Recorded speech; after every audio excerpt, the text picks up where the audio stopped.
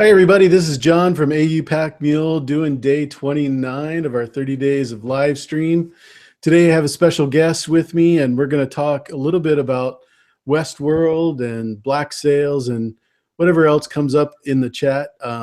So many people here. I really do appreciate all of your coming by and visiting, having a party on Easter weekend.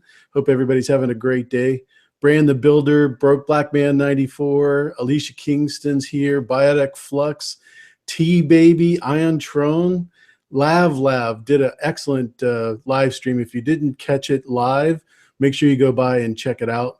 Plexi Bertrand is here with us also, and Candy Moore, of course. Red Walrus, nice, good to see you, man. Hopefully I'll be able to say hi to everybody as we get along. But in the meantime, let me introduce my guest, Justin Thomas Show from Focalizer Podcast. Also does a lot of YouTube material, but on different things. Broke Black Man 94 has been on his channel, and he's done a lot of fun stuff. So Justin, would you like to say hello to everybody and give us a little brief description on what's going on with you and your channel and your podcast? Absolutely. Well, first off, thank you for having me on. I have enjoyed your work in the past and even cited it in some of my interviews since you beat me to the punch. But no, I'm happy to be here. And it's the Justin Thomas Show. That's kind of how it started a long time ago off my iPad, which if you see a lot of private videos, that's those. But it has kind of evolved with this great support group that I have found within the community. And I have recently started Focalizer. I wish I would have called it broadcasting because it's not just podcasting anymore. But Focalizer, it's focalizershow.com. And right now it's just known as a podcast network. But essentially what we're doing is I have my podcasts and I do YouTube videos as well. I'm trying to do those more. But it's a network that we have got a few great bloggers on, and we are getting more and more people. And it's the general idea is that we want to have like-minded people come and get together and create content and, utilize the resources that I've built up a little bit and kind of just all help each other, not looking to own a bunch of people's the rights to their content at all. Like I tell everybody, the offers out there, if you are a talented content creator and you have something that you want to do, I want you to come over and we can talk. And the better content that we make as a group, in my opinion, it helps everybody. If we have a group of people and we're all creating great stuff and helping each other, it's only going to boost everybody up. So that's what Focalizer is all about. So that's the goal, is just to get a whole bunch of people over there and just kind of, get everybody under one umbrella. So, Nice. that's the idea right now. If it doesn't work, it doesn't work. But no, but real happy to be on and talk about Westworld and Black Sails and Game of Thrones and, Nice. all the usual stuff. So, and thank you everybody for showing up in the chat. A lot of these people in the chat are actually the people that I'm speaking about. Great support group, and the offer is to them to come on over and create whatever they want, and just try to do what we're all trying to do. Express ourselves. So exactly. And I don't own any of the rights. Not yet. So I think that goes without saying. On my channel, there are no spoiler-free episodes, so anybody that comes on knows that I don't ever do spoiler warnings like Radio Westeros does. They do it. They have a great spoilers are all books, but not here. We just say I'm with you. Spoilers. Yeah, I'm sorry. Yeah, I guess sorry in advance, because I don't know if you've heard me. I hate it's like stabbing myself to have to put out a spoiler warning. I've done like 2 because I can't. I'll go off about it. You don't even want to get me going. I just feel that if you're on the internet and you're watching a YouTube channel that's talking about Game of Thrones and you find out something about Game of Thrones you didn't think you're going to find out, did you just assume you're watching poor content? You probably are watching poor content, but you don't go on the internet. if you don't want to be spoiled. Don't go looking in the stuff. Don't go peeking your nose where it doesn't belong if you want to stay completely in dark. I don't get it. But very rarely, yeah, well, I say spoiler warning. So I'm with you, brother. All right. So one of the things that people probably don't know about you is your affiliation with the Amino app on Westworld. Tell us how you got involved in that. Kind of. I've been That's in really North cool. I mean, Carolina. that's to me, that seems like a really interesting place to be. It is, and it actually I credit it for giving me a little bit more confidence to take it to the next level with getting my own website and starting the actual podcast and the YouTube channel. I came to North Carolina about a year and a half ago, 2 years, after being a DJ, a club DJ in Detroit, Michigan.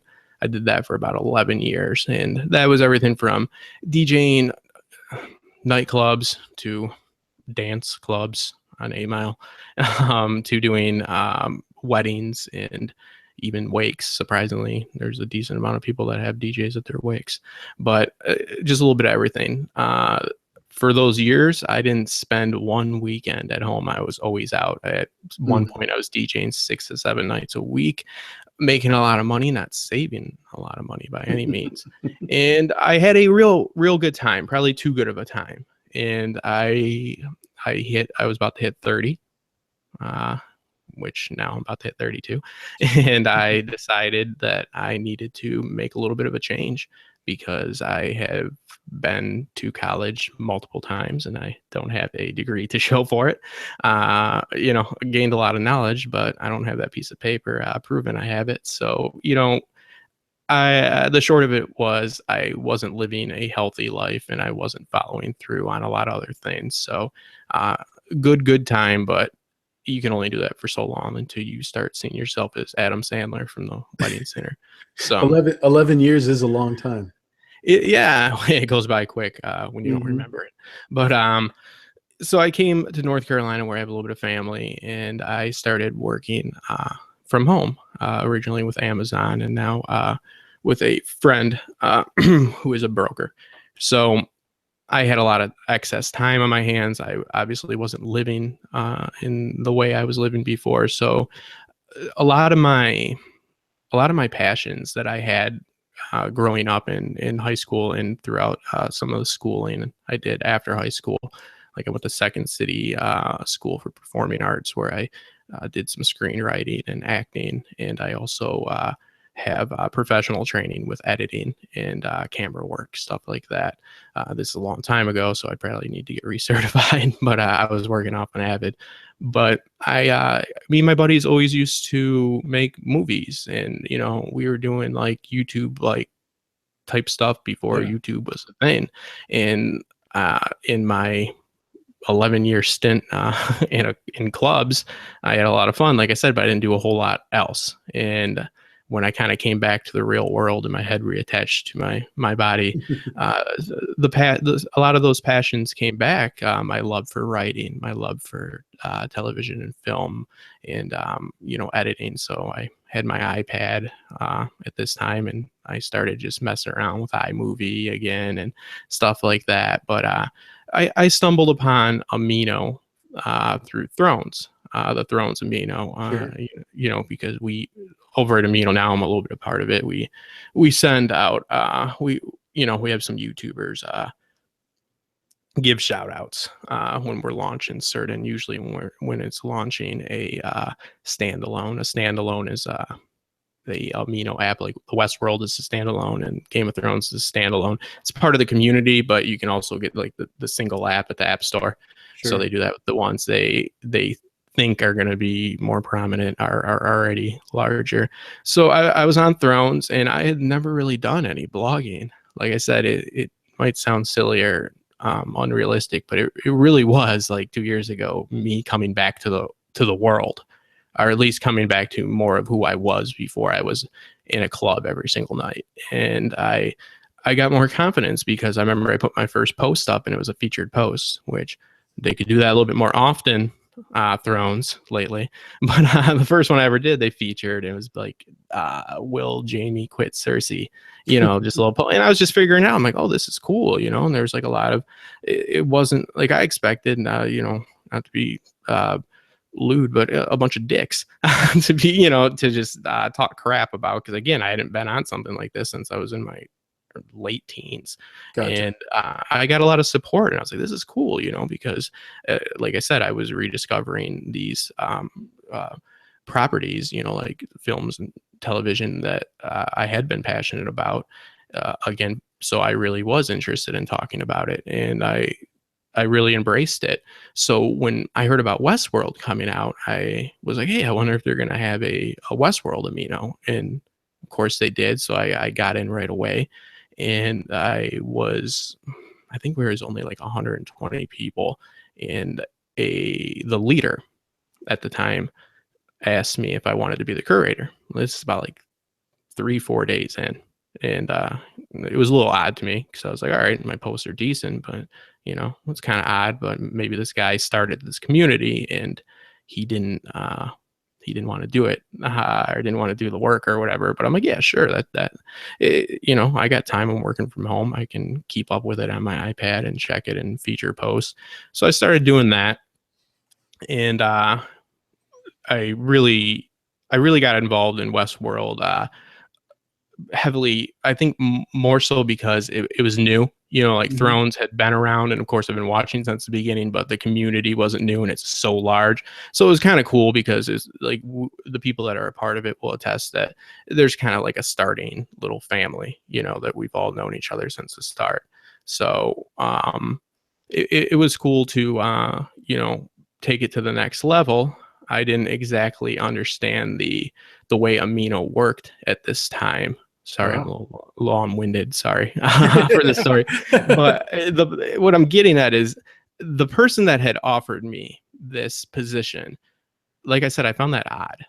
And the reason I found that odd, like I said, I've only been there 3-4 days. I'm like, wow, this guy started this community and he already is trying to hand off work.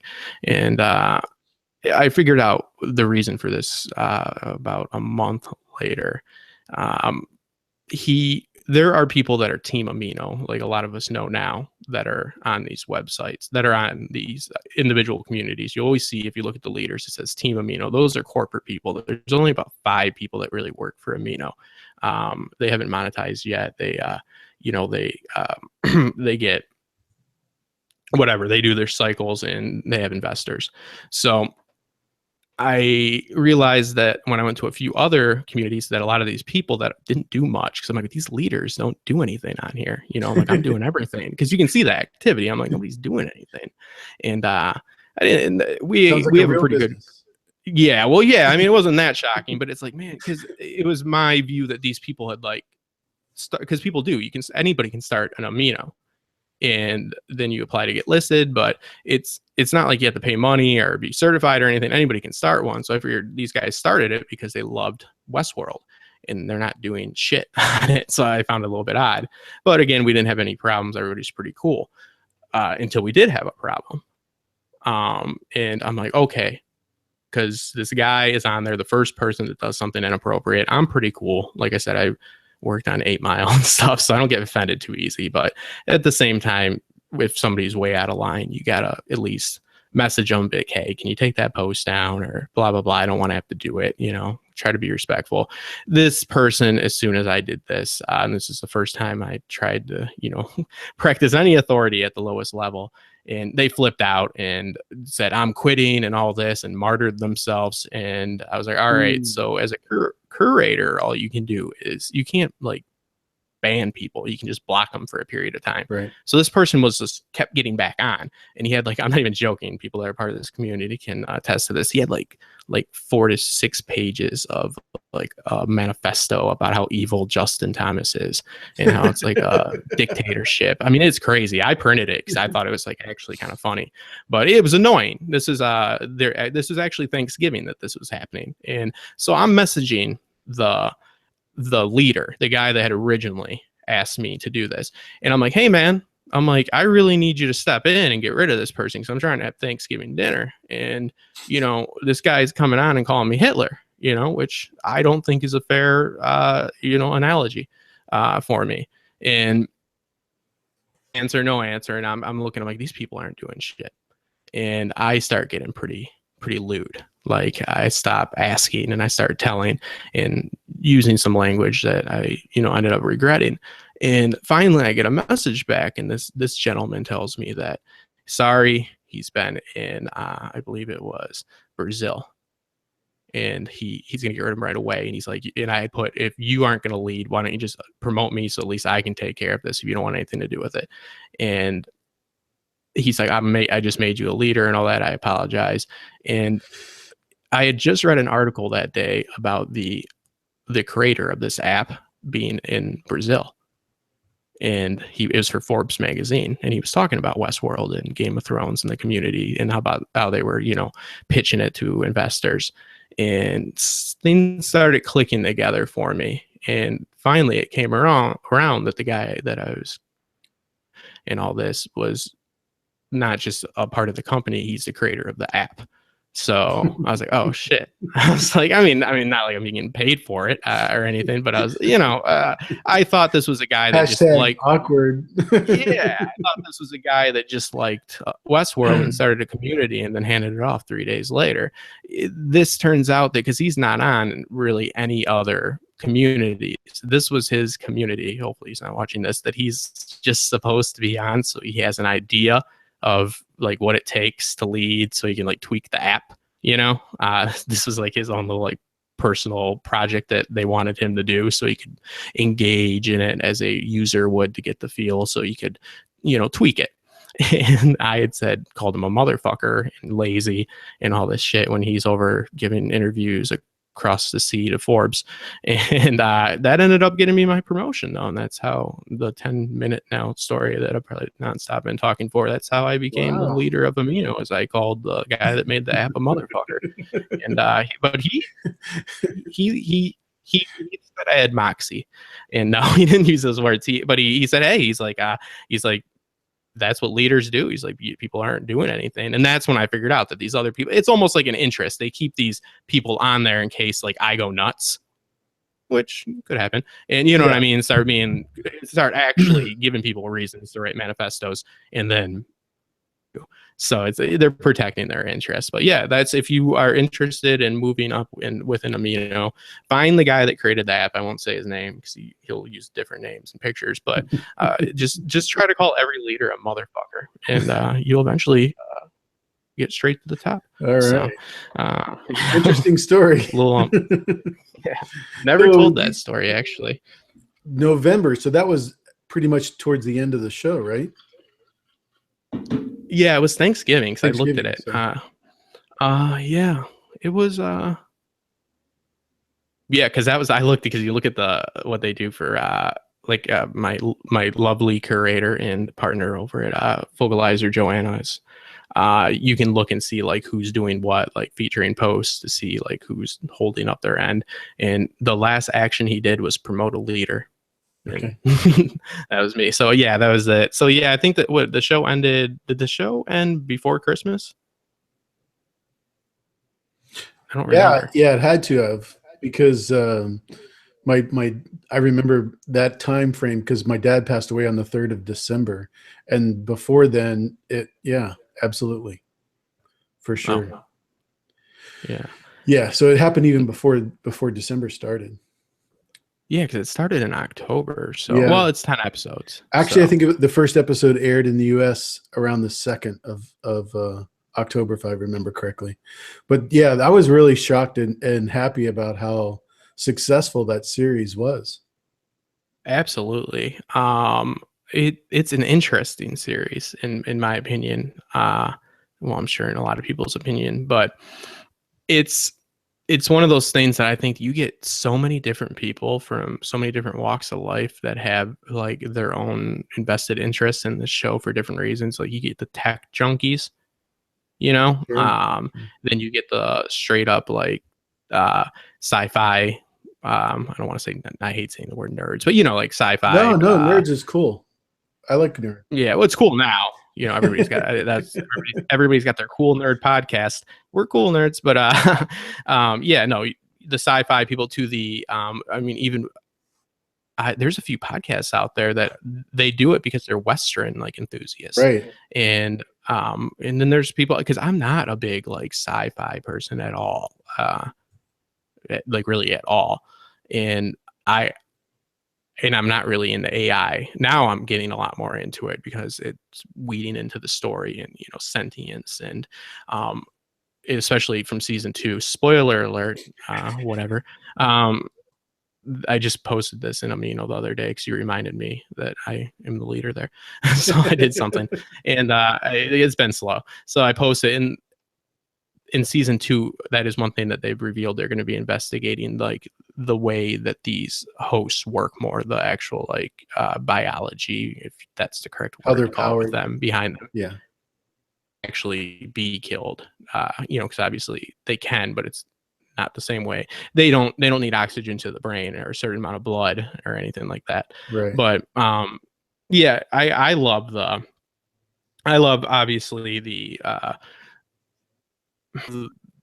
not so much the alternative timelines and the twists and all that, but it's I think it takes a really interesting twist on the Western and the sci-fi you know, genres. So it's a different show. There's nothing on TV like it. Nope. And it brings a lot of different people together, and it brings a lot of different people with a lot of opinions too. So there's no shortage of opinions on Westworld, trust me.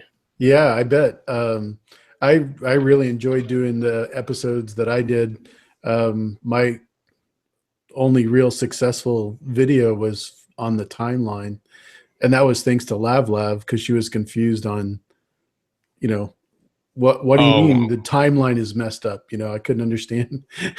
So I just explained as I knew it, and a lot of people watched it. So, but yeah, the season 2 is going to be, from what I understand, the fall of 2018. Not even the Game of Thrones time. Yeah, be quiet, dude. No, it's coming out like it's like 2 weeks from now. People, go join. No, it's gonna be good. Yeah, he's right. It is. And damn it. And yeah, No, it's unfortunate. There's nothing wrong with that, because that means they're going to take a lot of time to do the episode and make it right. I mean, the first season took what, a year and a half? A long time, because they actually shot, I believe, in 2013 or 14 that the pilot, and Right. that pilot was like 9 months later was amount of the money. second one, right? Yeah. And I guess they didn't, I don't know if this is right or not. I've heard they didn't have that script completely out or ready when they started shooting for all 10 episodes, Right. which some people, I kind of argue with some people about this, because they're like, how do they have it planned out for, because they figured when they pitched it to HBO, well, when they're shopping it, that they needed at least 5 seasons to properly tell the story they want to tell. Some people I've found through Amino and other, that means that they've written like 5 seasons every episode, you know, of a script. And but obviously I'm not a Hollywood screenwriter. I do it as a hobby, but it's the idea of is they have the broad strokes. They know the story they want to tell.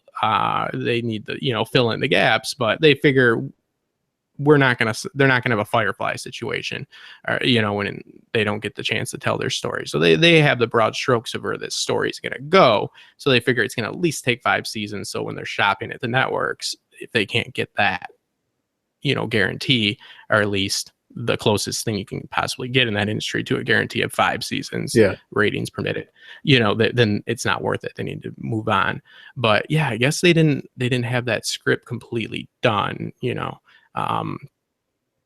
But I've heard that, I know they're writing the scripts right now, and they plan on having them all complete for the second season. And another spoiler, man, I'm saying spoiler alert now. It's not going to start off, fuck it. It's not going to start off surprisingly. Where we left off. It's yeah. And I think that's kind of cool, but I also got a question: is it a cop out? Because I assume we'll get a lot of flashbacks to what happened. Sure. But it's like, maybe they didn't know how to get out of that, because it seemed to me like, honestly, I think it's the creative writing that they've done in season 1 is just going to continue in season 2. for them to start off wherever they left off would blow that whole timeline. I'm confused on who is the the man in black. It's Yeah. got to continue doing stuff like that, just like George does with Game of Thrones. He keeps you guessing on what's going to happen, and as soon as you love a character, he kills them. So in this case, I think they're doing a pretty good move by progressing the timeline ahead quite a bit before they go back. Yeah, I mean, I definitely agree that I don't think it's bad that they're doing that. I would say that I agree on Game of Thrones too, because George has his themes that he keeps, and some of them are murdering people, but everybody's got their thing. But I've actually heard that we're not gonna really experience a lot of the trickery, that they're gonna try to stray away from that, and this is gonna be more of a straight up story. We'll see. I don't know if that's completely true, and I get what you're saying, but I'm a fan of that, because that's the one thing, and I know I'm not the only one, and whatever, I hate when people say it. I've got a blog that I made during what was it, the second or third episode when we first meet William, and I did predict that he was the Man in Black. A lot of people did. It wasn't that hard to get.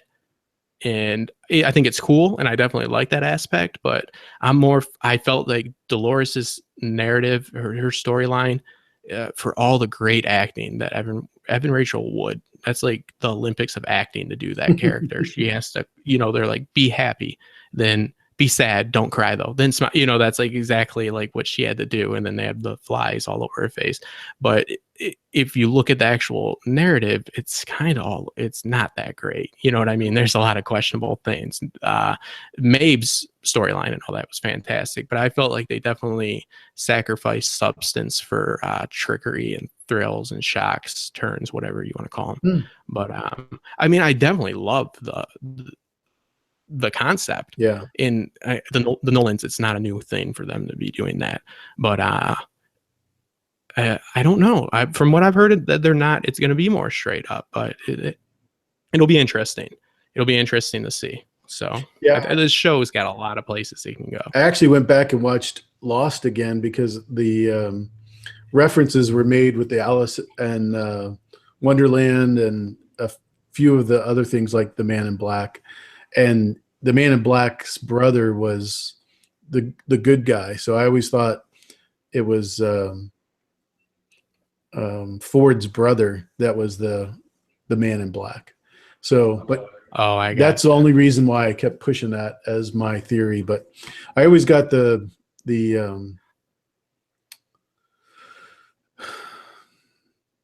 Arnold is Bernard kind of a thing. I always got that pretty much dead on, and he was a bot. So I was pretty happy with that. See, I didn't catch that as quick as others. And I also didn't catch Maeve's turn at the end really surprised me, which I really appreciated. When you talk about that, when you talk about the, who was the Man in Black truly, that's the one thing when you do like these like aminos and stuff like that, and you're part of the community, you're always, I mean, I'm getting alerted every time somebody, is even doing anything. And I'm seeing every theory.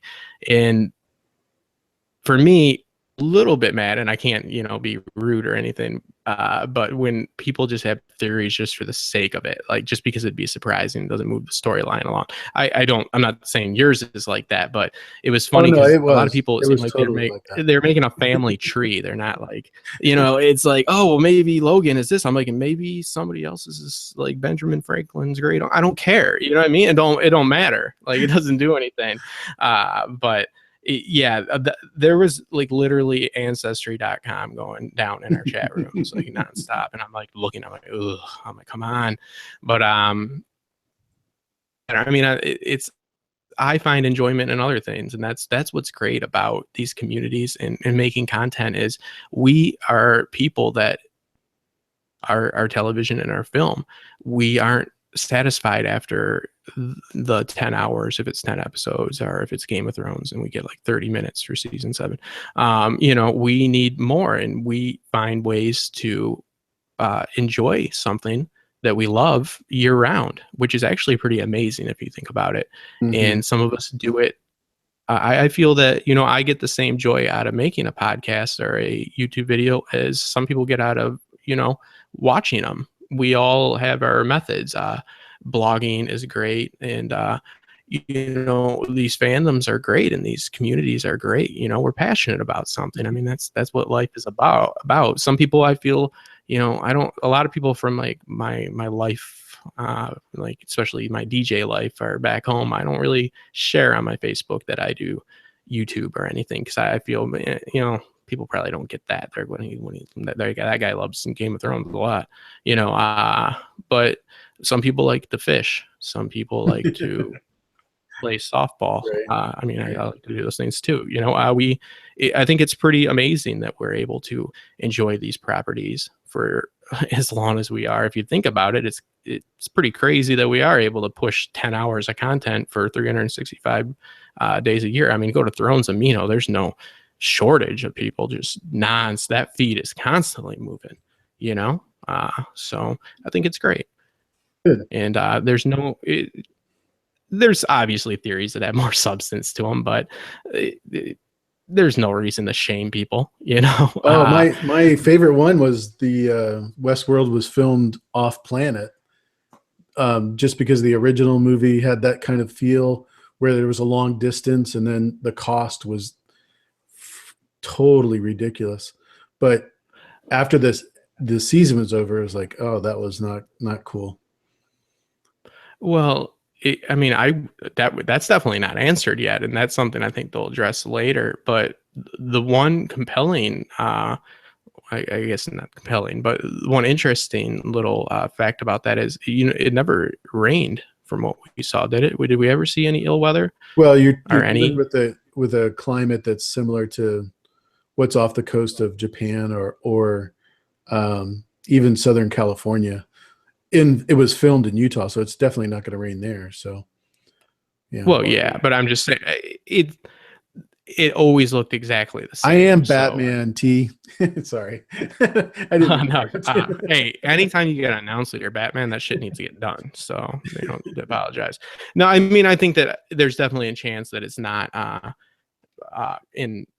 Earth, but I don't buy into that too much. But I guess they said like the size of it is what it'd be like the equivalent of driving through the Midwest. That's Nolan's quote. I don't really get that, but I in an interview, when I was more refreshed on Westworld, I knew how many square miles he said, but it's also an island, so that messes all that up. So it's like the size of our Midwest essentially. So, but it's definitely an island too. There's no way they could control it if it wasn't an island. So, but yeah, I mean, I'm looking for trains, right? Yeah, whatever. There's a bunch of theories about. There's just, you can't talk about anything with Westworld without it. You can make an argument for anything with that. You know what I mean? So, I mean, for all we know, they're all hooked up to the Matrix system. So, but but as far as Amino goes, I'm proud. I'm proud of the work. I'm proud of the people I've met. That's how I got together with one of the main people, the main person that helps me with the channel, Joanna. She's I made her the curator because she was competent. Nice. And then we started talking about like doing other stuff, and you meet like-minded people, and it's great. It's Reddit on your phone.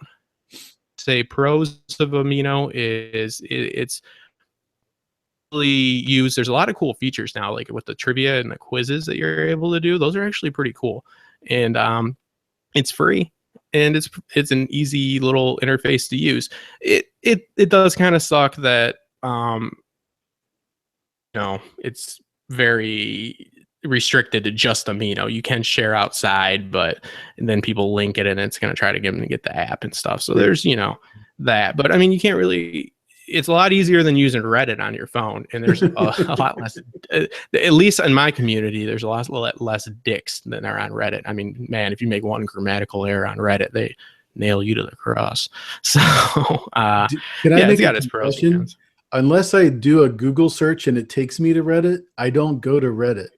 I don't understand why I would go there to be criticized, like you said. I think Lav said it best on one of her streams not too long ago. But yeah, it's so tough there. The it's just not a very friendly site. That's one of the reasons why I love this community that we're in. It's just so we can share ideas. Um, Tony Teflon did a video um, about Arthur Dane being Mance Raider, and there are some things that I disagree with him on, but I Mhm. still love him, still love his channel and his content, and I appreciate what he does more than anything else. And that goes for just about everybody. We're able to discuss it without anybody ranting. Yeah, Reddit should be like called like Reddit. Their slogan should be like, "So you think you fucking know something?" Yeah, yeah, we're gonna pounce on you. Right. Yeah, I'll be like, all right, sorry about that. I'll tell you what it's like to kiss a girl. So yeah, it's that's the Thunderdome right there. I'm actually banned from Reddit because I wasn't even trying to advertise for Amino because again, Did they well, I call don't you even care, but Hitler on there there's too? yeah, it's just a lot of people do have a German ancestry, but whatever. They I wasn't advertising because again I don't make money off it. There is a chance that once they monetize, which I don't know how many cycles of investments they're going to go through, but whatever. That we would be treated at kind of like the same way YouTube. That was their how content creators on YouTube are treated. I'm like, oh, so horribly.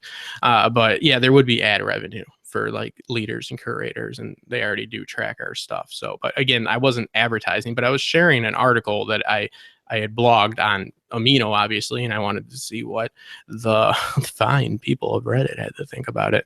And I put it on there, and they warned me once because they thought I was like promoting Amino, and I was like, no, it's a link, man. And I did it one more time, and man, they're sticklers over there at that Reddit, so I'm off there. But no big deal. I don't mind. Enough people say enough things about me. I don't need people to say it on Reddit too, so I'm Yeah. good without them.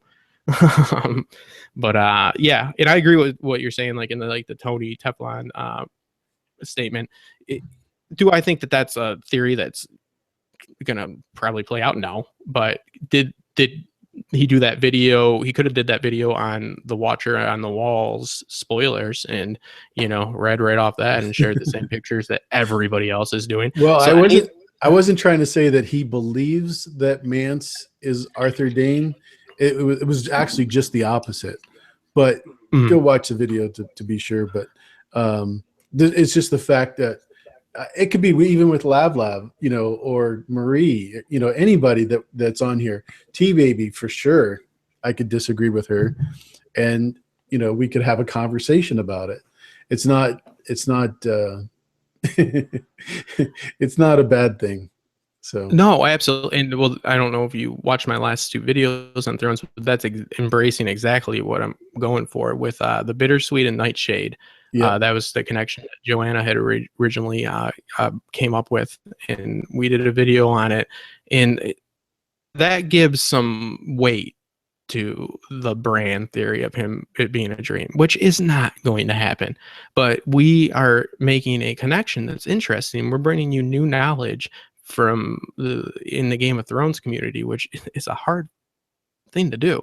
And the one I just did, the one I put out yesterday, which I was a little bit skeptical on how people are going to feel, but I've actually gotten a few people that they run a few essay sites where they really look into like the connections with mythology and folklore, and they gave me these were some Reddit type guys, and I don't want to pat myself on the back, but they were saying that nobody had made.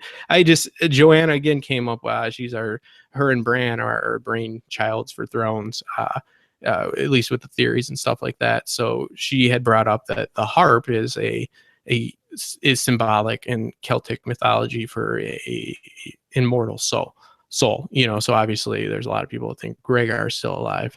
And so that aids to that. So when I do a video, of course, I also do some of my own research. And I even say this in the video because I stumbled upon this story of the Dagda, and it's a old Irish folk tale from the 12th century.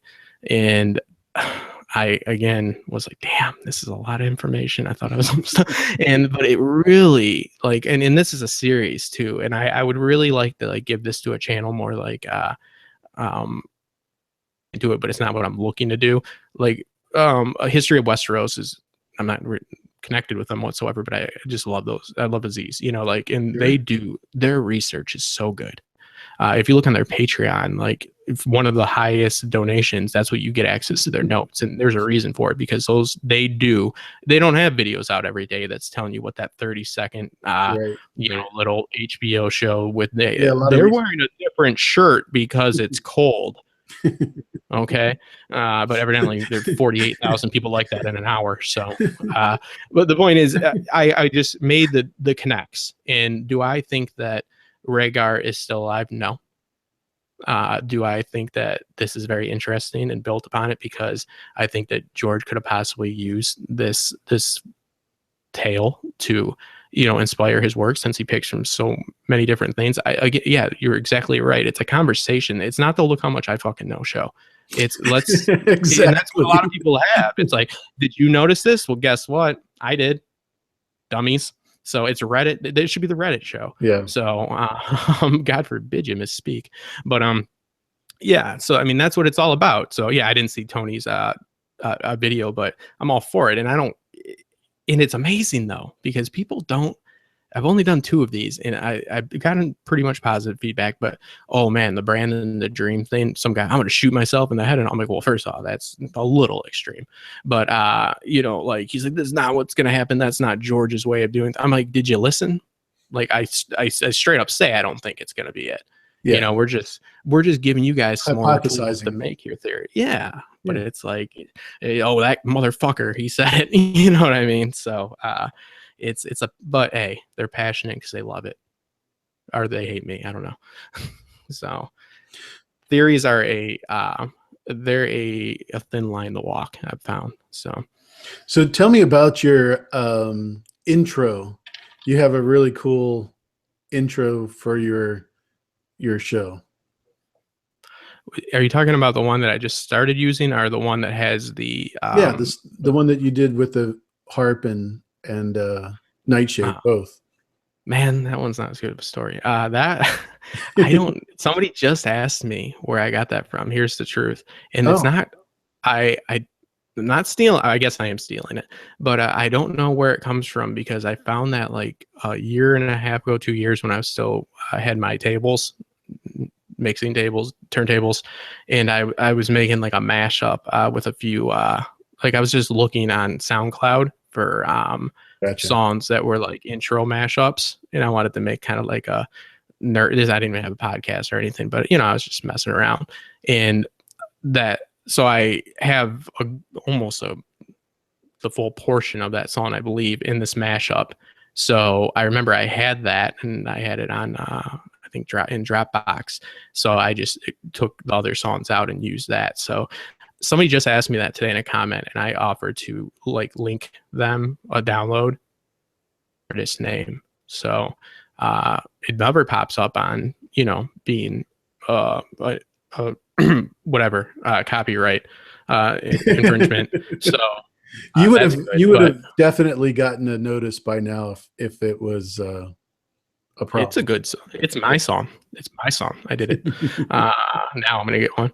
But I did the one that I actually did though. It's just too long, and that's the thing with YouTube, because it's you spend all that time making a nice long intro and using my DJ skills, and they're like people, notice they stop listening halfway through your intro if you look at your analytics, because they don't have the attention span. But it was I mixed a whole lot of just clip. I found this old 70s song and kind of mash the beats up a little bit to throw off that copyright. And yeah, man, I should not be, this is live, isn't it? And I put in clips from Westworld and Game of Thrones. I put in Walking Dead. I put in Negan making Carl sane, and then I have that awesome clip of Sansa in Jon Snow before the Battle of the Bastards when she's like, haven't you ever wondered if I would know anything? Don't you want to ask me anything? And he's like, fine, what should I do? And she's like, I don't know anything about battle. That's like my favorite scene. She's just whining that nobody asked her, and then she just doesn't know. So Yeah. but yeah, that's over 30 seconds, so people are just like fuck that. But no, I would love to find out. Maybe some guy will knock on my door and he'll be the real King Slayer, and he'll probably sue me. There you go. But oh well, Kick it. he can sue me for all the YouTube money I don't have, all that hypothetical money. Oh yeah, that's fun stuff. So basically, what is the best way for people to, like, if they don't want to use the app on your phone, as a portable, is it a good way to do it with your regular computer, your laptop? Amino? Yeah. Oh, technically no. There is a program that I've utilized called BlueStacks that allows you to sync up to a Android phone, or an Android tablet. Unfortunately, it won't sync up to your Apple products for some reason. I'm sure there is something out there to do it, but I just had a cheap Android tablet that I had from a long time ago, and you can sync your apps, and it works pretty good. But no, that's the holdback of it, and I don't understand that, because I mean, I do a lot of typing on my iPad. I'll admit that, but Me too. I would think that's not the best way to go about, for people to be blogging. Like, oh, only make it so it's on their phone. Which, I mean, phones are, they're it's not the 90s, but you know what I mean. Exactly. I would have thought they would have had a desktop adaption, but they didn't. So I'm probably not the leader even as of right now. I was going to simultaneously stream this through the site. I did not. So maybe that was a good sign. But no, unfortunately. BlueStacks, so it's a free program. So and you got GrayArea to do your intro, your pre-intro. The voiceover. Yeah, because I heard so much about this GrayArea about 2 months ago, and well, I'm happy I did. And I went to her channel and I heard her voice, and I was like, man, I just want her to read me a book, and I have a little bit of an issue. I do have a good voice. I don't want to pat myself on the back, but I have what's called the announcer syndrome, and it's because of my long time of, ladies and gentlemen, for the first time as husband and wife, and Sandy Sandbox on there with the redheaded slut shots for $3 for 20 minutes. You know what I mean? I got that carny kind of thing that you pick up as a DJ. But she has no professional background with it whatsoever, and she, like I mentioned in the YouTube Confidential, she inflects at the right moments and stuff, and I believe it's because she's passionate. I mean, it's when you really understand what you're reading that you read it well. But yeah, I was like, man, I could love to give her, because it sounds nice. I mean, it's like, hey, it's the Justin Thomas show with Justin Thomas. Hey, I'm Justin Thomas. You know what I mean? It's a little bit repetitive. So she was great. She did that voiceover for me in a closet at her work, because she had to go to New York like in 24 hours. So I couldn't be more thankful. She's so talented, and I congratulated her for 3,000 subs in the YouTube Confidential, which is like 3 weeks after your interview. Right. 2 days later, like $4 grand. I mean, I'm happy as hell for her. I mean, especially because she's not doing the regular spoiler thing that people are buying Ferraris with the money from now. But it's great to see a content creator like her, that she does great. It's intelligent. She's doing, like I said, those text-to-text connections. She's doing Norse mythology, and she's making it so that Tad Williams, I think that's the name of the guy that wrote the book that George draws heavily from, she's providing us, like, it's not just even with the conversation, but with, now we can go look at these books. I mean, it's interesting. It's not just an info drop, but it's interesting, and it's informative. So, I mean, not that she hopefully it jumped to 9,000 in the last minute, but no, she deserves it. Yeah. Person too, that YouTube Confidential, I've had so many issues with my recording Oh, through I heard. Yeah, I remember from that. it's some of these people in I'm the so happy chat she are, agreed to come back, because that's got to be the most frustrating thing as a YouTuber or any kind of content creator, is for the yeah, audio or video equipment not to work. It's just so frustrating. it's terrible. And I've done, it's happened so many times, and it definitely, because I do like to conduct myself professionally, whether this shows that or not. And she's a great person, you know what I mean? And we had talked. We're not best friends, but I would like to think that we're good acquaintances, you know. Yeah.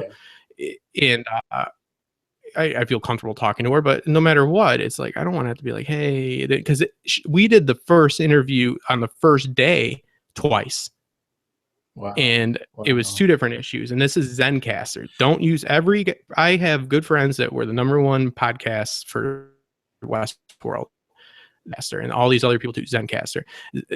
It every ask Joanna, ask BBM. I have see, like, especially when you hear for the first few ones I did, like abrupt endings and stuff. It's because the audio went. It recorded the 55-minute interview, gave 16 minutes of hers, and it's just horrible. You know, I've just resorted to using what we're using right now and just making it private, and then I put it into Audacity, and I separate the tracks, and I just Right. I compress and do what I can with it. You get a little bit more echo and stuff, but it's fucking ridiculous. And I don't know if it's because I'm right outside of Raleigh, but we don't have the best internet here yet. Sure. And I don't know what it is, but it's not good. It's not good. I'll tell you that. Yeah, it's embarrassing, you know. And I mean, but bless her for coming back and doing it. So Absolutely. she's fantastic and very interesting. So what made you think about doing podcasts versus just either live streams or YouTube video on an informational basis? I think that, well, like I said, when I first came down here, I started because now, because I'm not wasting my money when I was DJing, you know, like I said, wasn't too responsible. But now that I've been, you know, working and doing things right, I've been able to invest a little bit. And before that, I was just messing around on my iPad with iMovie and doing silly stuff, and the audio was never good. So the first thing was I wanted to get a microphone that worked. And I'm familiar with sound, but it's amazing how much doesn't transfer from being a club DJ to being, Right. because I mean, it really doesn't transfer really at all. But I got some good advice. This is a great mic right here. This mic's only like $110. It's a directional mic, but Audio Technica. And these headphones too. Is it I the can hear. 2020? Yeah, I believe it is. Great mic. In these headphones to Audio Technica. Great stuff. It's directional, so it's really good for podcasting or voiceover.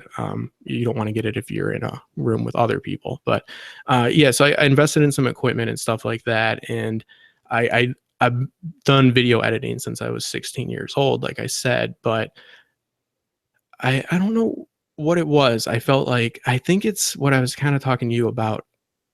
Maybe it was, I thought, because this is a general misconception, and a lot of that I've been in talks with, they all seem to think that doing a podcast is like a dream.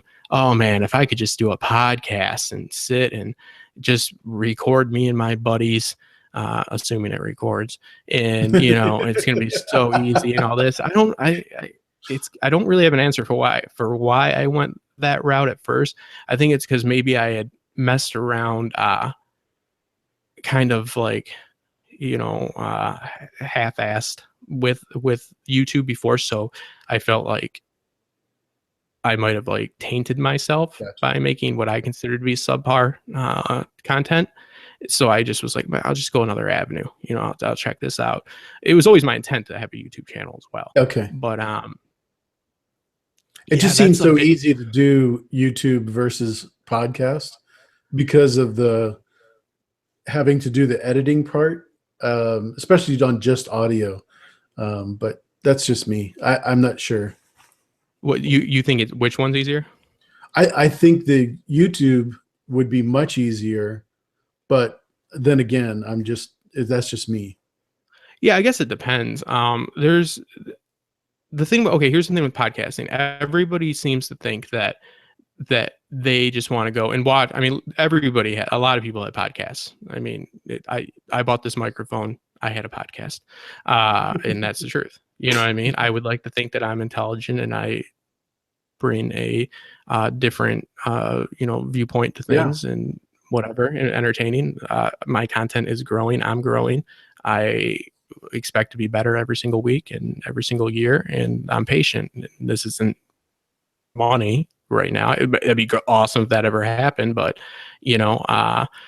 it's something that I'm deeply involved in, but I'm not depending on. So I've got the patience. But you can't just do a podcast. Okay, this is the idea that you're just going to get around because you and your buddies are funny, right? Everybody has this great, oh man, if I could just record me and my friends talking about movies or a show or sports, whatever, shit, it'd be way better than any show. Guess what? It's not, and you're not that funny. I'm not that funny. I'm not as funny as I think I am. I'm not as clever. I don't drink, I so I'm definitely not funny. Well, that makes it better. At least you're aware of it. You know what I mean? Like when you're, oh man, I probably wasn't as good of a club DJ as I thought. They kept paying me. I don't know, but yeah, that's the thing. And the thing is that nobody, because it's like we just kick back and and shoot the shit. Nobody wants to see somebody just untuck their shirt and kick back if they've never seen them with their shirt tucked in. You know what I mean? If that analogy makes sense. Okay, maybe I'd like to see Anderson Cooper bad whatever, but kick back and shoot the shit over some beers. But that's because I watch him on CNN every day, in a very professional state. So it's interesting. If nobody knows who you are, nobody wants to see you kicking back on your Friday night with your buddies and just shooting the shit. That interesting. So there's a lot of writing involved, basically, is what you're saying. Well, there can be, but like I did improv and I've done acting, amateur levels, but it's more like improv. You want to have an outline and you want to have beats that you want to hit, but you don't want, okay, in improv, if you have a joke in your head that you think is going to be funny and you're just waiting and you do everything you can to get to it, it's not funny. Things have to naturally occur. So you need to have an outline. And that's the hardest thing. And that's what we're dealing with right now is, well, we've stopped kind of doing group casts because every single one of them just loses the audio. But if you are doing a group cast, you need chemistry. That is important. And some people do have it, but you can't just count on that. And you do need to have, there's a method to the mayhem. And the difference, I guess, with the YouTube videos is you are going to be more scripted. And if you are doing a podcast live, obviously, which I don't, you only have one take. And even if you're not doing it live, you don't want to do that much editing. So you don't really want to start over too much. And once you start talking, as you can see, I do this, I don't stop. So you usually don't realize it's shit until it's done anyways. So I guess the difference would be video editing, audio. It depends on how good you are at either, but none of them are things that don't take a lot of time. It takes a lot of time to do both. Audio editing's slightly quicker, in my opinion, but it's just there's going to be more structure, and you're going to approach a YouTube video with more of a more of an idea of exactly what you want to do. A podcast is something that you're kind of rolling the dice in most cases. Unless you're doing a straight up, I mean, because a lot of times you release both as a YouTube video and a podcast anyways. Sure. And a lot of YouTube videos are just as good, sometimes might be better as a podcast. So it just depends, but I wouldn't say one's easier than the other, but I would like to stop hearing people tell me, man, that's what I'd love to do. But I guess the grass is always greener. I get that a lot with voiceover. People are always saying, I would just love to do voiceover. I'm like, that's tough work. Yeah, that's because it's a grind. Oh my! And you need to know what the hell you're doing. Do you do voiceover? I have done some, yeah. So yeah, you have a good voice. But in regards to the program, do you always use Audacity, or have you ever used Reaper? No, I know of Reaper. I've always used Audacity just because it's free. It's free. I'm poor. No, it's okay. Broke Black Man would say the same thing. I mean, it's got the most tutorials on YouTube. It's widely used, and there's no reason not to use it. I mean, essentially, just quick rundown of what you do with audio after is you take it, you got to take out all your ums and yes and f-bombs, or if you're working with some people, every single time they misspoke. But but I once took out 31 FUs or shits or whatever, like in 20 minutes from this guy I don't work with anymore. Pretty sickening. But you compress the audio, you normalize it, you bass your boost, you normalize it, you bass your treble, you normalize it, and you take the high ends off, and I mean that's like the basis. Sure. So it's pretty, and all programs can pretty much do that. So I just felt like, because DJing, I never used Audacity. I used I used Tractor for my mixes and stuff, and that's just different needs, though. Way different. Yeah, I mean, I needed to know my BPMs. And I needed to, have a digital visualization of my tables so I could see. I mean, I can look at a wave and know when it's bass. Right. But that has done nothing for me in my 30s. So, but but yeah, Audacity. So okay. I don't see any reason not to. So I'm going to talk about one more TV show that I have followed since the beginning, and that's Black Sails. And I know you're a big fan. Yeah, I'm one of those people too that, like, if I think something's good, like, and you're in the same room with me and we have time to watch something, we're gonna watch it, and you better watch it. Like, I'm like, hey, you're gonna sit there and you're gonna like it. Yeah, like, I want to know what you think, and if you don't like it, you better have you're gonna write 300 words or less. Why? But yeah, I love it. I watched it when I first got down here, and I liked it a lot. And then I did a second rewatch just out of boredom, and I really just I found it very interesting. It's almost like politicking on the high seas, but there is such good writing in that show, and Michael Bay having his name on it throws people off. Right. But in all reality, you have to have a Michael Bay-like person on a show that deals with, you don't see a lot of pirate shows because it's hard to shoot them. You got to get tanks and build half boats and stuff. It's very high production. Yeah, but expensive as hell. I find it, the relationship between Silver and Flint and Max and Eleanor, Billy. the conversations that they have, and just there's a lot of great scenes. There's a lot of great quotes. It's kind of like me against the world story to a point. It's kind of a buddy story. It's kind of a story about stories, if that makes sense. I just love it. Who was telling it? Yeah. I definitely think the point of view of Game of Thrones comes through in Black Sails because of whether you're English or you're a pirate from Nassau. Who's telling the story makes a huge difference.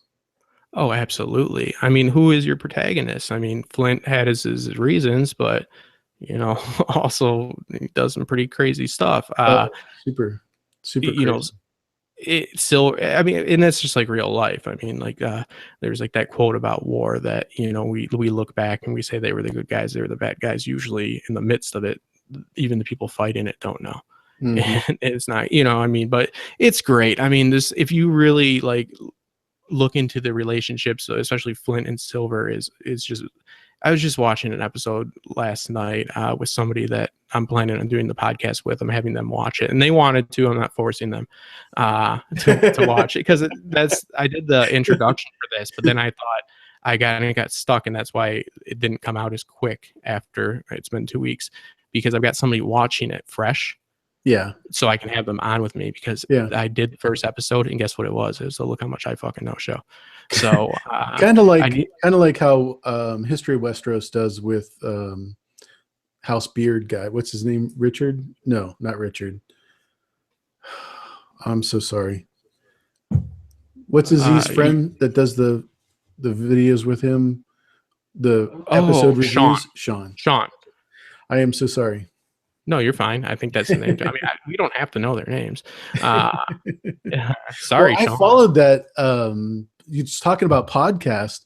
I Fandom followed media. that since AA podcast. It was, Steve the friggin' Italian was, I used to listen to him all the time. Yeah, he And so, passed, I guess. yeah, in October, November. I think it was Yeah. October. Yeah. Yeah, I'm aware of them now and I listen to it, but yeah, I mean, I out of like just respect in general, I've had the pleasure of doing one little thing with them, but it was on a terrible channel that I'm not involved with anymore. But still, Yeah. just even talking to Aziz for a little bit, I really respect him. All those guys, I'm sorry, now I can't think of her name, but his girlfriend. Ashea? Yes. Oh yeah. I mean, they take their time. Yeah, they're not the last harpy. They're not popping up every 5 minutes in your feed. Wait a minute. I got 18 last harpy updates. I guess Jon Snow could be the prince that was promised. Has anybody heard about this? I don't know. This is news to me. It's 48,000 views. I don't want to spoil Black Sails, unlike most everything else, because I think a lot of people haven't seen it. But if you haven't, definitely take a few minutes and watch at least one episode. Kind of like I wasn't a Walking Dead fan at all. And this year I started watching from the first episode and finally got to where I was caught up. But this is much better. This is a different show. And for those of you that are offended at every bit of nudity that's on Game of Thrones, don't watch Black Sails. But if you can handle that, you're going to be fine. And that goes, and that's interesting too. And I think that now that it's on Hulu, and that's one of the main reasons I'm doing this series, I don't see it as late to the party so much, because I feel that they are going to be more popular after they're gone than they were when they were on, because they're on Hulu now. And I think people are going to really start taking to it. It kind of slid under the radar, and that's my kind of obsession with it, is how it did that. Because that show actually, there's really no YouTube content creators that have really covered it well on a regular basis. Like Enchantment of Eternity and all that. He did well, but he didn't not his fault, but I don't know him, but he got on it then too, and he did a series review, like short one. He did a good job. I'm not talking shit about him or anything, but in general, for a show that's so close to Game of Thrones, when you look at it in a very simple way, it's very surprising. And the show actually premiered on YouTube, so it's just crazy to me. But there's a Fathoms Deep podcast, and it's these two women, and they've had every actor on, and they've had the show creators on twice. And they're not a big podcast, but that just shows you how much it means to these actors and stuff. And they've flown under the radar. Yeah, I definitely recommend it. That's why I'm doing it.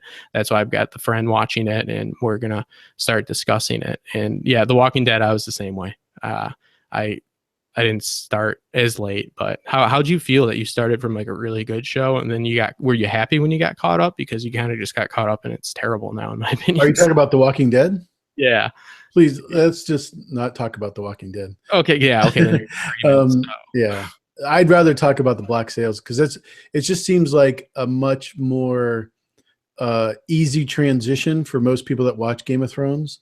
And it's historically pretty accurate. One of the things that I do like, especially for people that are in your area, the Carolinas were just covered with pirates. I'm originally from Miami, and there were probably more pirates in Carolina than there was in Florida, which is crazy because it's only, 100 miles from Nassau, but they seem to like going to the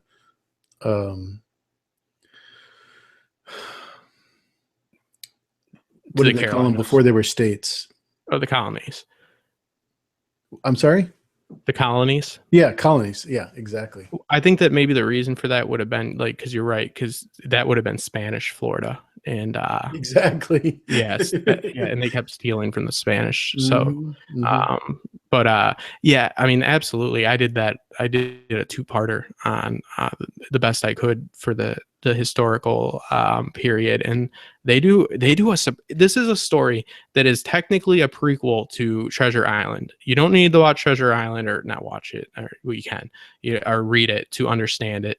But it's technically a prequel to Treasure Island, but it's also got historical figures in it and historical events, and it's very surprising. In some cases, they don't, and they don't need to. They don't follow these historical events, or the historical figures really don't resemble, from what we know, too much of the actual person. But in cases like Charles Vane, and some of the stuff he does, they're like really accurate with it. It's, you know what I mean? It's very surprising to me. Yeah. And it's an amazing story. The dialogue, the tension. There's great fighting, but I'll tell you what, the tension between Flint and Silver. That's the scene I was just watching last night when they're on that. They're in the, what's it called, where they don't got any wind. It's the, I always forget the name, but whatever. And they go out to that whale, and they're killing those sharks. But the tension in that scene, when they're talking with Flint's back to him, I know nobody knows what we're talking about, but there's so many things. It's like, are they going to be able to move on from this? And then literally, like, they figuratively and metaphorically, they do move on from it, because they start rowing together. Because you know what I mean? It's like, is he going to kill him, or is he going to do this? It's like, I don't know. I make all these connections. There's all this meta stuff, and I find the interaction between the characters great. And because that was the thing, they couldn't do just all these high sea battles. It costs too much, and they filled that time fantastically. So I highly recommend it. Great actors in it too. So I'm glad. Man, if anybody likes it, I'm just all up in their business. Yeah, I really liked it. But yeah, I thought the last episode was probably the best of them all. It was more of an intellectual battle, and who is, it was really telling the whole story at the very end, and I loved it. Absolutely. And that's what I mean. It's almost a story about how powerful stories are in a way. It really is. I mean, Silver's a great example of that. How did it, without any spoilers, man? No, I guess I'm just a spoiler guy now. How do you feel about how they left it? Do you feel like they were clear, or do you feel like? I thought it was perfect. Yeah, I couldn't have asked for. It wasn't the Breaking Bad where he kills everybody and it's all a puddle of blood, kind of a thing. Mm-hmm. But it was, so, like I said, it was just very intellectual. That's one of the reasons why I liked Westworld, is that it had some substance behind the script. It wasn't all bang up, blow everything up and everybody's dead and that sort of thing. And that's one thing I do have an issue with, is there's so many deeper questions to ask about Westworld than who Logan's stepbrother is. The whole idea of sentience, the whole idea of like that's a subjective thing, and I think that I just think that I won't do a whole PSA on it, but I think that there's a lot of questions that they want us to ask that don't get asked as much, but it's kind of their own fault because of the twists and turns. So but yeah, you can enjoy it on so many levels, and I guess that's something I look for in a show. I sometimes think, because I watch TV in a different way, and I'm assuming a lot of content creators do. We don't just watch it, maybe some shows just at its, like, looking at it at its base, like, is it entertaining? Can I just sit down and watch this? We're analyzing it. So I think, like, a real test of a show is, like, is Westworld, like, just entertaining if you're not even caught up in, like, the meta aspects, or the morality involved in it? Is this correct or not? Is it entertaining? It's just a shoot 'em up at Western. I think it is. Is it entertaining as an intellectual, show? Yeah, I think it is. I think that's amazing if they can pull that off, because I don't usually watch network TV. I don't like things that wrap up in 20 minutes, but obviously, like I always say that, like, because we obviously all love these shows so much that we're not the type of people that's like, well, we're content waiting until next week.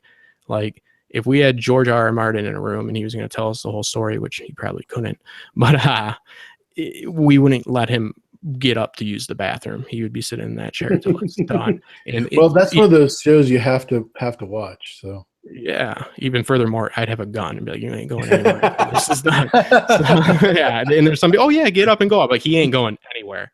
All right, winds will never come. But yeah, so it's I don't know. It's everybody's got their own thing. There's nothing wrong. I've learned not to sneer at people that watch things that, I was kind of a snob for a while.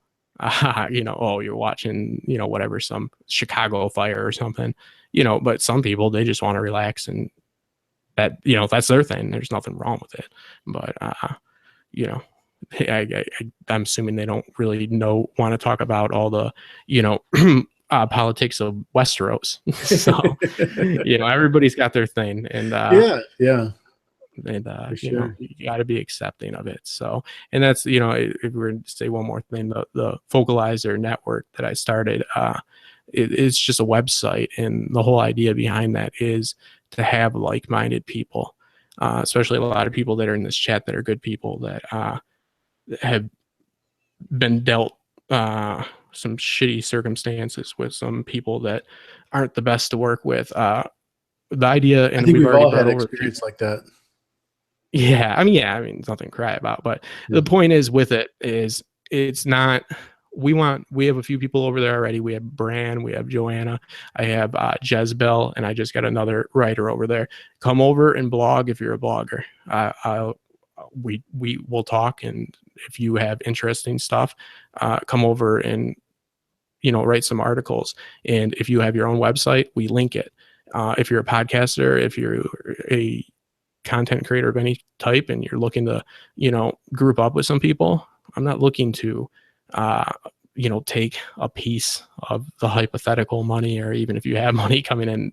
We're just looking to get a group of people over there, because it's my idea that if you surround yourself with talented people and let them do their own thing, it boosts us all up. So anybody that's looking for a little bit of, because there's a lot of people, I'm one of them.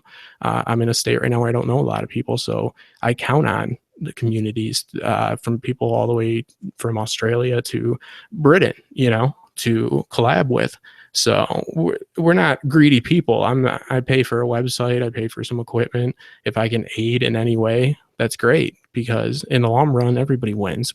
Everybody promotes their stuff. People go through the website, people click on the channels, and everybody wins. So anybody that's looking for a support system, or kind of a think tank or whatever, let me know, because that's what we're looking to do. We're not looking to, nobody's signing any contracts. So we're not looking to try to steal hypothetical money here. So, but Very cool. That my little spiel on there. So you too, you seem like you know what's going on with a lot of stuff. You can be the CFO. Okay. Of all the hypothetical CFO with all especially with YouTube right now. I want those freaking breakdowns of the earnings. All right, you're at zero again, Justin. It's zero. Yeah, you should see my YouTube paycheck. It's amazing. You get a paycheck? No. I'm not monetized at all. So yeah. Yeah, they said my lifetime earnings would. No, I was going to say, Plexi asked a question that's pretty interesting. What shows do you feel are criminally underrated or underwatched? Obviously Black Sails. The White Queen. And now a lot of people seem to be aware, and it's probably because of the actress that played Catelyn Stark has now taken on a role in it. But the White Queen on Stars was on 2 years ago, and now they're doing the White Princess. Okay. Yeah, and it's the story. Sorry, I apologize. Sorry. I don't know who's doing it. It's probably me. It's the story of it's the War of the Roses on the first one. It's Elizabeth Woodville who marries Edward of York, in joining the houses of Lancaster and York, and that series goes all the way up to Henry Tudor, Henry VII, coming from France, and in beating Richard III. Richard of York at Bosworth, and becoming the king. And he marries the princess, the white princess, which is Elizabeth York.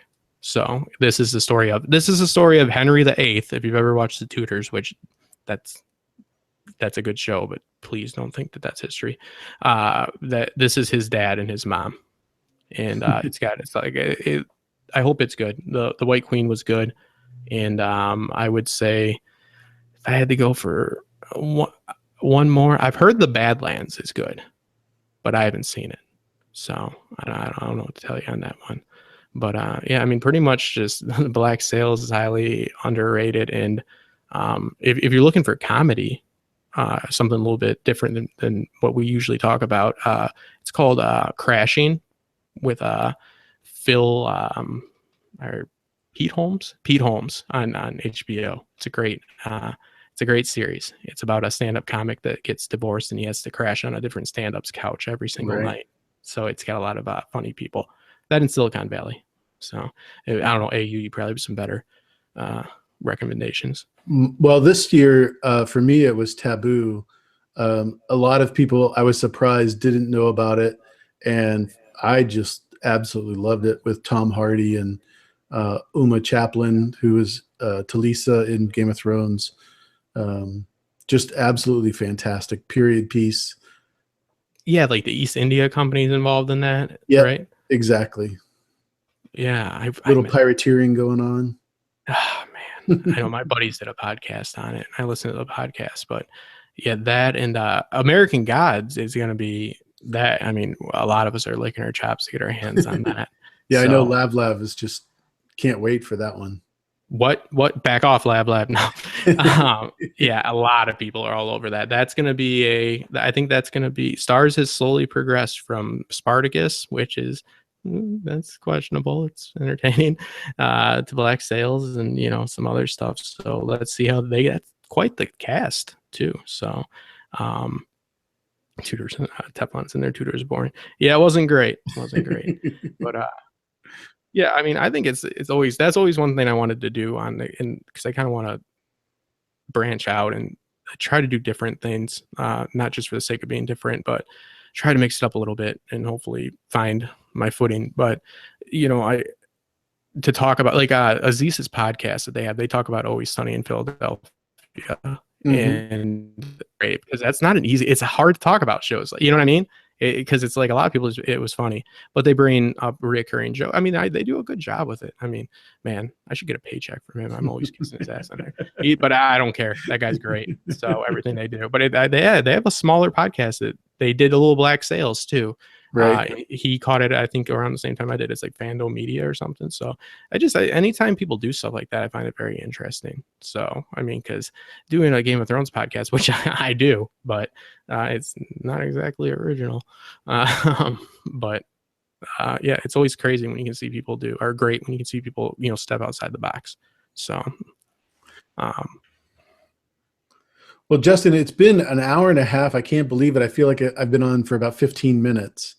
And I was going to try to limit it to an hour, and I think I talked for an hour for my first story. So your introduction was an hour. What are you talking about? Yeah, that's a fun story until I listen to it. That's just me and my buddies talking. This is why we don't do live podcasts. It's funny. It's funny. Everybody thought it was funny. You guys will kill to listen to me just talk. Oh, my goodness. I know.